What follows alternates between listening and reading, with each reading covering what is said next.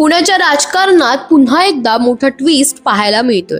दोन्ही राष्ट्रवादी काँग्रेसच्या युतीची शक्यता जवळपास मावळली असतानाच शरद पवार गटाचे खासदार अमोल कोल्हे यांनी उपमुख्यमंत्री अजित पवारांची अचानक भेट घेतल्याने चर्चांना पुन्हा उधाण आलं आहे। गेल्या काही दिवसांपासून अजित पवारांचा मुक्काम पुण्यात होता। महापालिका निवडणुकीसाठी रणनीती, उमेदवारांच्या मुलाखती आणि बैठका सुरू असताना शनिवारी सकाळी अजित पवार कोणालाही कल्पना न देता एकटेच बाहेर पडले। थोड्याच वेळात ते जिजाई निवासस्थानी पोहोचल्याचं समोर आलं। याच वेळी खासदार अमोल कोल्हे देखील जिजाई निवासस्थानी दाखल झाले। दोघांमध्ये सुमारे अर्धा तास बंद दरवाजामागे चर्चा झाल्याची माहिती सूत्रांकडून मिळते।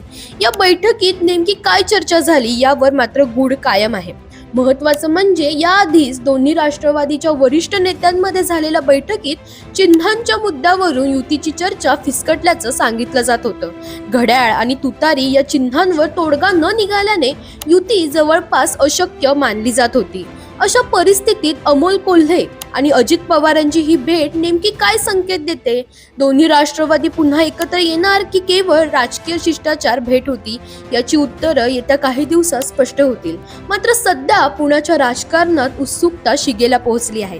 दरम्यान तुम्हालाही अशाच पॉलिटिक्स रिलेटेड अपडेट्स हव्या असतील तर इंडिया लीडरला फॉलो करायला विसरू नका।